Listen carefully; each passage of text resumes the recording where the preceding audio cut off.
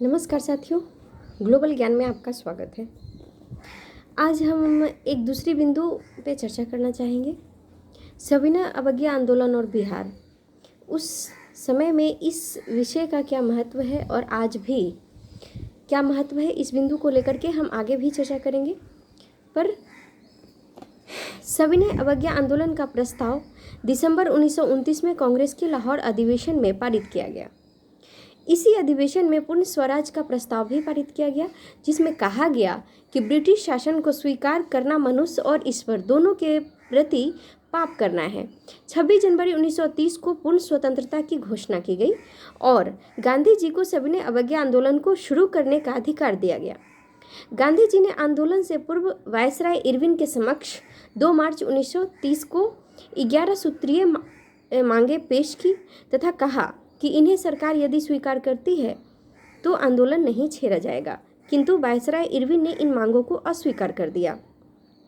अब आंदोलन की शुरुआत किस प्रकार होती है, इस पर हम चर्चा करते हैं।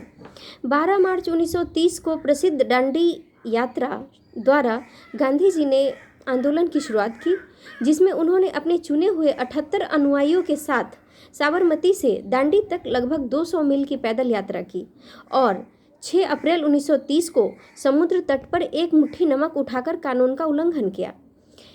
यह इस बात का प्रतीक था कि अब भारत के लोग ब्रिटिशों द्वारा बनाए गए कानूनों के अधीन नहीं रहना चाहते थे। इस आंदोलन के लिए निम्नलिखित या निम्न बिंदु ऐसा उपरोक्त बिंदु निश्चित किए गए, जिसमें सभी स्थानों पर नमक कानून को भंग किए जाएंगे।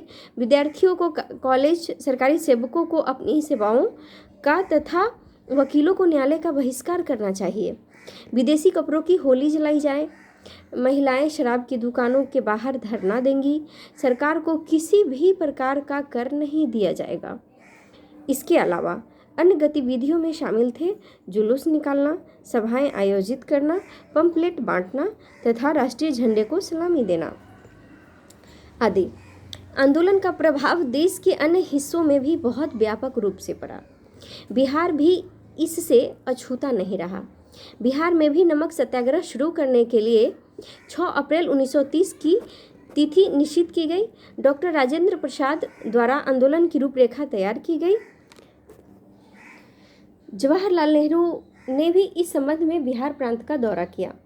बिहार में समुद्र तट नहीं होने के कारण अनेक जगहों पर नमक मिट्टी से नमक बनाया गया, यानी नमक का जो मिट्टी था उससे नमक बनाया गया। बिहार में सर्वप्रथम सारण और चंपारण जिले में नमक सत्याग्रह शुरू किया गया। धीरे धीरे इसका प्रसार पटना, मुजफ्फरपुर, शाहाबाद आदि क्षेत्रों में भी हुआ। मुजफ्फरपुर में 7 अप्रैल 1930 को स्थानीय नेताओं जनकधारी प्रसाद, राम दयालु सिंह और ठाकुर रामनंदन सिंह के नेतृत्व में नमक आंदोलन शुरू किया गया। पटना में 16 अप्रैल 1930 को अंबिका कांत में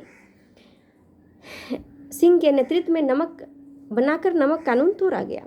दरभंगा जिले में सत्यनारायण सिंह के नेतृत्व में तथा छपरा और सिवान में नमक कानून राम रक्षत ब्रह्मचारी के नेतृत्व में भंग किया गया। सिवान में गौशाला के पास आश्रम में नमक सत्याग्रह शिविर लगाकर नमक की पुड़िया बनाई गई। धीरे धीरे आंदोलन अपनी चरम अवस्था को प्राप्त करने लगा, लेकिन इसके साथ ही सरकार का दमन चक्र भी कठोर होता चला गया। लगभग 13,000 लोगों को बंदी बनाया गया। पटना में 16 से 21 अप्रैल 1930 के बीच लोगों ने कई बार प्रदर्शन किए, जिसके कारण उनको पुलिस की मार एवं अत्याचार झेलने पड़े, लेकिन लोगों ने सहनशीलता का परिचय देते हुए इन अत्याचारों को धैर्य के साथ झेला। 4 मई 1930 को गांधी जी गिरफ्तार कर लिए गए, जिसके विरोध में बिहार में जन प्रदर्शन किए गए। बिहार प्रदेश कांग्रेस कमेटी ने 9 मई 1930 को शराब एवं विदेशी वस्त्रों की दुकान के आगे धरना देने का प्रस्ताव रखा। 16 मई से इस प्रस्ताव का क्रियान्वयन शुरू हुआ। पटना में सर अली इमाम की अध्यक्षता में एक स्वदेशी संघ की स्थापना की गई। पटना में विदेशी वस्त्रों के बहिष्कार की सफलता का मुख्य श्रेय महिलाओं को दिया जाता है। श्रीमती विंध्यवासिनी देवी और श्रीमती हसन इमाम ने इसमें प्रमुखता से भाग लिया। स्वदेशी के प्रचार और विदेशी वस्त्रों के बहिष्कार की भावना इतनी प्रबल थी कि छपरा जेल के कैदियों ने विदेशी वस्त्र पहनने से इनकार कर दिया और स्वदेशी वस्त्र उपलब्ध कराए जाने तक नंगे रहने का निश्चय किया। कई दिनों तक यह नंगी हड़ताल जारी रही। अंततः कैदियों को विदेशी वस्त्र उपलब्ध करवाए गए, तब जाकर स्वदेशी वस्त्र उपलब्ध करवाए गए, तब जाकर यह हड़ताल समाप्त हुई। इस आंदोलन के क्रम में बिहार में चौकीदारी कर बंद करने के लिए भी आंदोलन चला। चौकीदारी कर की वसूली बड़ी क्रूरतापूर्वक की जाती थी, जिसके कारण लोगों में पहले से ही असंतोष था। बिहार के किसानों ने चौकीदारी कर का भुगतान करने से मना कर दिया और इसमें चंपारण जिले का नाम सबसे आगे था। शाहाबाद और गया जिले में भी लोगों ने चौकीदारी कर देने से मना कर दिया। इस प्रकार पटना, सारण, पूर्णिया, मुंगेर और मुजफ्फरपुर आदि जगहों पर यह अभियान शुरू हो चुका था। आंदोलन की भव्यता को देखते हुए सरकार की दमन प्रक्रिया भी अब तीव्र होने लगी। भागलपुर जिले के विहपुर में सत्याग्रहियों पर पुलिस का दमन चक्र बड़ी कठोरतापूर्वक और निर्ममतापूर्वक चला। पुलिस के अत्याचार के विरुद्ध बिहार काउंसिल के 4 सदस्यों कमलेश्वरी प्रसाद सहाय, अनंत प्रसाद, नवल किशोर प्रसाद सिंह और श्याम नारायण सिंह शर्मा ने सदस्यता त्याग दी। लाठी प्रहार के विरोध में राजेंद्र प्रसाद, राय बहादुर द्वारकानाथ और अब्दुल वानी ने बिहार विधान परिषद की सदस्यता से इस्तीफा दे दिया। 30 जून 1930 को कांग्रेस को अवैध घोषित कर दिया गया।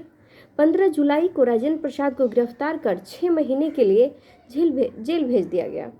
दमनकारी उपाय बहुत ज़्यादा सफल न होने के कारण सरकार ने भी अपना रुख बदला।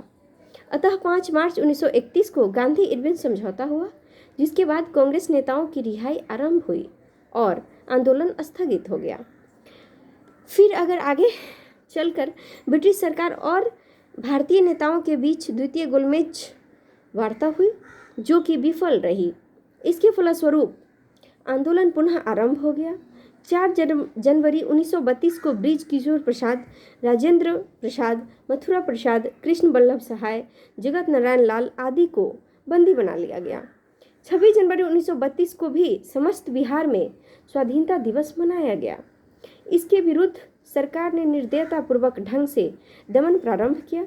कई स्थानों पर गोलियां चलाई गई, जिसमें कई लोग शहीद हुए, जैसे बेगूसराय, मोतिहारी, रोसड़ा, शिवहर एवं तारापुर आदि जगहों पर। इसके विरोध में जगह जगह जुलूस निकाले गए। स्थिति का सामना करने के लिए सरकार द्वारा 30 जून को विशेषकर अध्यादेश जारी किया गया। इसी समय इंग्लैंड के प्रधानमंत्री सर रैमजे मैकडोनाल्ड द्वारा भारत की सांप्रदायिक समस्या के समाधान के लिए 16 अगस्त 1932 को एक योजना प्रकाशित की गई, जिसे सांप्रदायिक पंचायत अथवा कम्युनल अवार्ड कहा गया। गांधी जी द्वारा सांप्रदायिक पंचायत के विरुद्ध हरिजनों के उद्धार का आह्वान किया गया। बिहार में हरिजन सेवक संघ की अनेक शाखाएं खोली गई। गांधी जी ने सामूहिक सविनय अवज्ञा के स्थान पर 12 जुलाई 1933 को व्यक्तिगत सविनय अवज्ञा का प्रस्ताव रखा। बिहार में इसका काफ़ी अच्छा प्रभाव देखा गया। लगभग 900 सत्याग्रही जेल भेजे गए। 7 अप्रैल 1934 को पटना में गांधी जी ने अपने एक वक्तव्य में आंदोलन को स्थगित करने की सलाह दी। 18 मई को बिहार प्रदेश कांग्रेस कमेटी ने इसका समर्थन किया और फिर बिहार में आंदोलन स्थगित हो गया। लेकिन इस आंदोलन के प्रभाव निर्णायक रहे और इसमें बिहार के लोगों में राजनीतिक चेतना प्रबल हुई। इस आंदोलन के क्रम में ऐसे भारतीय अधिकारी और कर्मचारी जिनका जुड़ाव पुलिस और प्रशासन से था, उसका सहानुभूति भी राष्ट्रीय आंदोलन के प्रति जागृत होती चली गई, जिसमें राष्ट्रवाद को बढ़ावा मिला। इसके अतिरिक्त बिहार में युवा आंदोलन एक महिला आंदोलन को भी बढ़ावा मिला और ऐसे आंदोलन आगे और जोर पकड़ने लगी।